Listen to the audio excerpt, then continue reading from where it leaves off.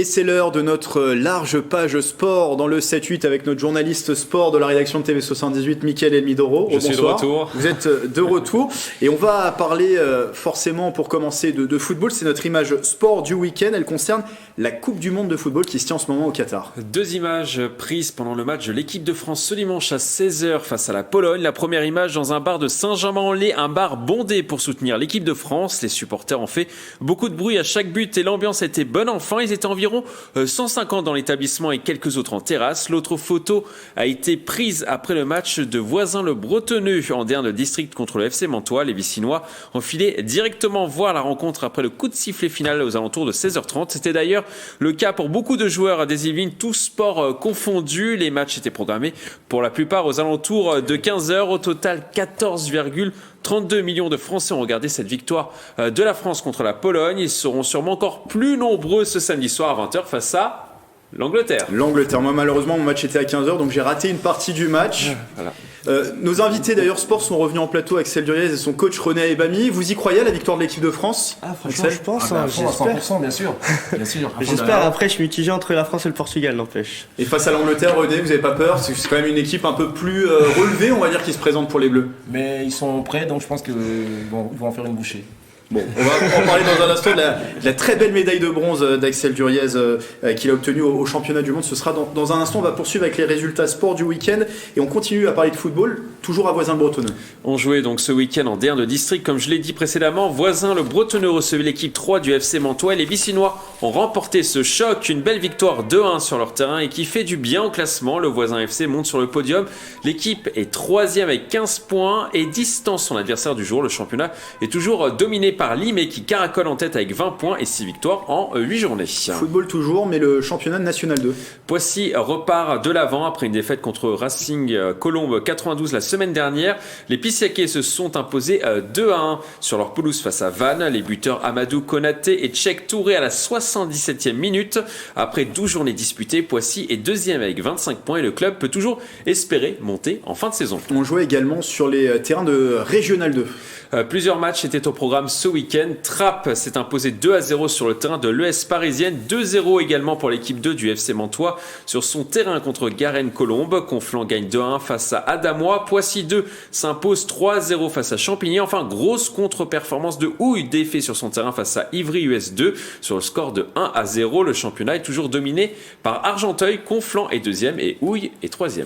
Le rugby et le championnat de Fédéral 2, ça jouait ce dimanche. Dans ce championnat de Fédéral 2, Plaisir qui veut monter en fin de saison a perdu le choc face au Havre AC sur le score de 21-13, une contre-performance qui les empêche de rester sur le podium. Ils sont 5e à l'heure actuelle. De son côté, Versailles perd d'un petit point sur le terrain du Reux, 28-27. Les Versaillais sont 7e. Le basket, que s'est-il passé sur les terrains de National 2 féminine? En National 2, les féminines du Chénet à Versailles se sont imposées assez facilement sur leur parquet face à Saint-Amand-Hainaut Basket. Le score 68-54. Une victoire qui permet au Chénet-Versailles d'être toujours à la 4e place du classement. Le bilan de l'équipe, 6 victoires et 4 défaites depuis le début de la saison. On termine avec du cyclisme sur piste et j'ai envie de vous dire Cocorico, Mickaël. Cocorico, effectivement, championne du monde en titre de vitesse individuelle. La Française Mathilde Gros, qui s'entraîne presque quotidiennement au Vélodrome national de Saint-Quentin-en-Yvelines, a remporté ce samedi soir à Londres la Ligue des champions de cyclisme sur piste en sprint. Elle devient la première Française à s'imposer dans cette compétition disputée en 5 étapes. La sprinteuse a remporté 4 des 5 manches. L'autre Française Marie-Divine Kouamé se classe 9e de l'épreuve. La Ligue des champions qui devrait revenir l'année prochaine au Vélodrome national de Saint-Quentin-en-Yvelines. Elle avait d'ailleurs assuré l'ambiance, Mathilde Gros, la semaine dernière au Vélodrome national en remportant cette manche justement de vitesse individuelle au Vélodrome national. Merci pour... Et elle est à suivre pour les JO de 2024. Bien sûr, ce sera l'un des visages français à suivre pour ces JO de Paris. Bien sûr, à domicile avec ce Vélodrome national. On continue cette édition avec un très beau résultat. On vous en disait quelques mots au début du 7-8. C'est du tumbling. Il est licencié au Claye-sous-Bois et Axel Duriez vient de remporter la médaille de bronze aux mondiaux de tumbling. C'était à Sofia en Bulgarie. Et nous avons la chance de la voir en compagnie, je le disais, de son coach qui est un fidèle du plateau. On a le plaisir de le recevoir souvent, René Ebami. Qu'est-ce que ça vous fait d'avoir cette médaille de bronze? Vous êtes venu avec d'ailleurs autour du cou, ça vous fait quoi, Axel? Bah, ça fait un très grand honneur déjà, puisque c'est toujours un rêve de gagner face au plus grand, ou même de faire une médaille face au plus grand. Au jour d'aujourd'hui, j'ai pu faire cette médaille, battre certains grands que j'ai toujours rêvé de battre. Puis donc pour moi, c'est un rêve. Est-ce que vous réalisez justement, Axel? Bah oui, j'ai réalisé oui, parce que à chaque fois que je fais une compétition assez importante, dès que le résultat est tombé, je passe déjà à la prochaine, je pense déjà aux prochaines compétitions qui arrivent. Donc réaliser, oui, j'ai déjà réalisé, mais je suis déjà sur mes prochains objectifs. Oui, c'est pas un aboutissement pour vous, c'est peut-être la suite d'autre chose, mais vous l'avez fêté quand même, cette médaille, rassurez-vous. Ah oui. Comment vous l'avez fêté? Bah, j'ai fait un peu la fête avec tout le monde, toute l'équipe de France, toutes les personnes qui étaient là. Et puis en rentrant chez moi, j'ai vu ma famille et tout le monde m'a félicité. Donc. Et René, est-ce que vous avez fait la fête, vous? Bien sûr, je montrais que je disais que j'ai pas fait la fête. C'est une médaille dont je suis très fier parce que je pensais qu'elle arriverait beaucoup plus tard, elle arriverait plus tôt que prévu. Donc elle était inattendue. Donc dans ce cas-là, on fait encore plus la fête parce qu'on se dit, faut profiter, on ne sait pas quand ce sera la prochaine. Oui, Axel, 17 ans, hein, c'est bien ça. Hein. Absolument, c'est le plus jeune de la compétition.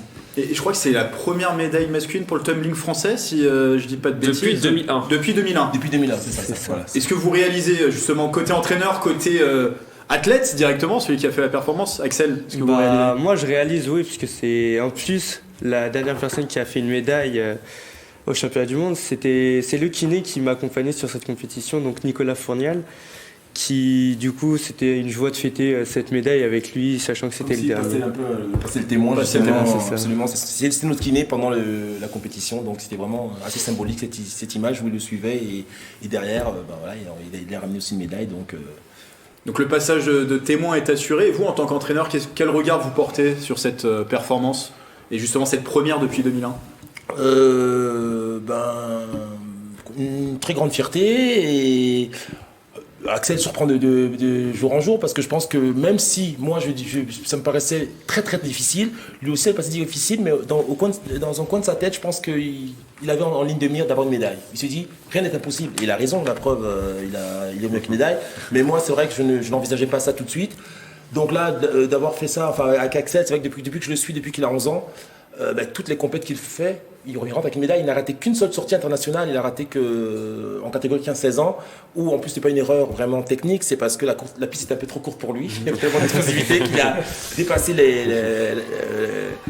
la réception pour le dernier envol. Mais sinon, à chaque fois qu'il a levé le bras pour se présenter, chaque fois il sortait avec une super performance. Donc je pense que c'est un grand champion.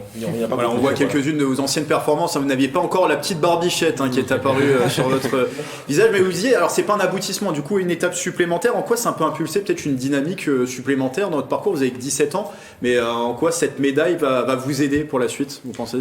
C'est comme une source de motivation de se dire que la prochaine compétition internationale où je suis, il faut que je fasse les mêmes résultats. C'est bien, mais mieux, c'est encore... c'est un rêve, et puis de me dire que maintenant j'ai ma place et que je dois m'améliorer pour augmenter de place et finir premier et rester premier le plus longtemps que je pourrais. Et voilà. Mickaël, il y en a un qui est heureux, c'est vous justement, parce que vous le suivez depuis quelques années, Axel. Exactement, vous voyez Axel, les progrès. Je le connais depuis qu'il a 11-12 ans à peu près, et j'ai pu voir un petit peu l'évolution. On vous a annoncé comme un crack, je m'en souviens, la première fois que je suis venu au club des Clés-sous-Bois, on m'a dit Axel c'est un crack qui va remporter plein de médailles. Finalement, c'est le cas, vous remportez plusieurs médailles, mais comment vous faites pour justement garder la tête froide, Axel, parce que tout le monde vous encense, tout le monde dit que vous êtes un crack, comment on fait pour garder la tête froide? Je sais pas, j'ai toujours été comme ça un peu. Pour moi, les médailles, ça représente une certaine concrétisation, mais voilà, sans plus, je me dis que j'ai toujours quelqu'un derrière moi qui va me rattraper un jour ou l'autre, donc... Et je pense aussi que René y est pour beaucoup aussi dans l'encadrement aussi de Axel.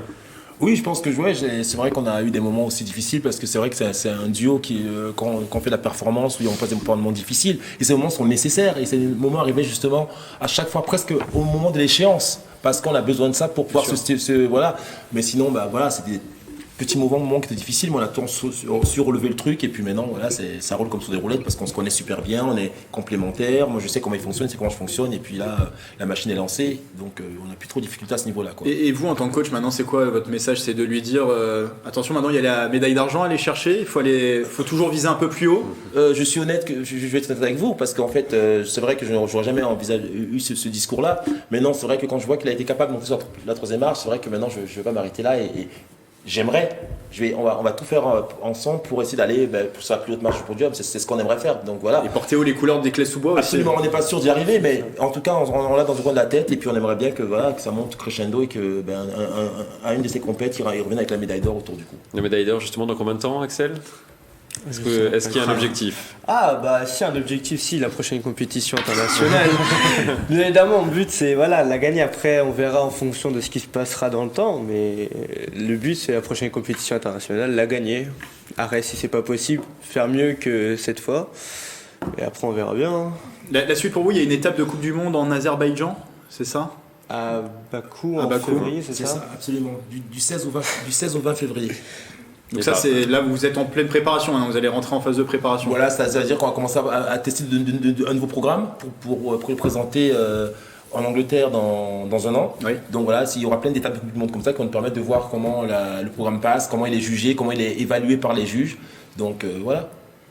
Nickel, c'est une dernière question ou rappeler peut-être une info parce qu'il y a un autre membre du club des Clés-sous-Bois. Oui, aussi effectivement, qui a Kevin Ferreira a lui obtenu la 14e place lors des championnats du monde. C'est un membre également du club des Clés-sous-Bois. On n'a pas pu l'accueillir sur ce plateau, mais on pense à lui forcément. Absolument, au club des Clés-sous-Bois.